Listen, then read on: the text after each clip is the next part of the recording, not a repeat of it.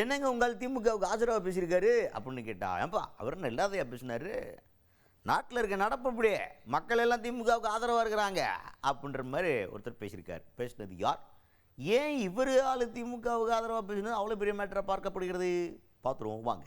மூத்த தலைவர் ஓ பன்னீர்செல்வம் அவர்கள், அவர் தான். இப்போ என்ன நடந்துச்சுன்னு லைனாக சொல்கிறேன். காலையில் முதல்வர் அவர்களை சட்டமன்றம் தூங்குறதுக்கு முன்னாடியே வீட்டில் போயிட்டு ஓ பன்னீர்செல்வம் அவர்கள் நேரில் சந்தித்து பேசிட்டு வர்றார்.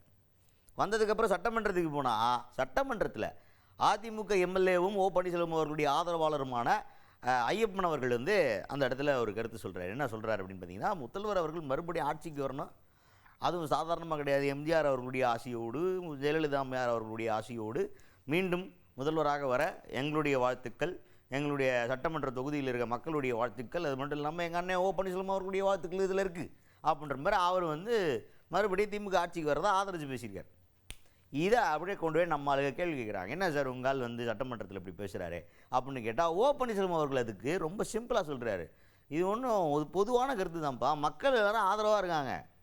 இன்றைக்கி இருக்கிற அரசியல் சூழலில் திமுக தான் வெற்றி அடைய போகுதுன்னு தெரிஞ்சிருச்சு, கண்டிப்பாக வெற்றி திமுகவுக்கு தான், அதைத்தான் சொல்லியிருக்காரு அவர் அப்படின்ற மாதிரி ஒரு விளக்கத்தை கொடுத்துருக்காரு ஓ பன்னீர்செல்வம் அவர்கள்.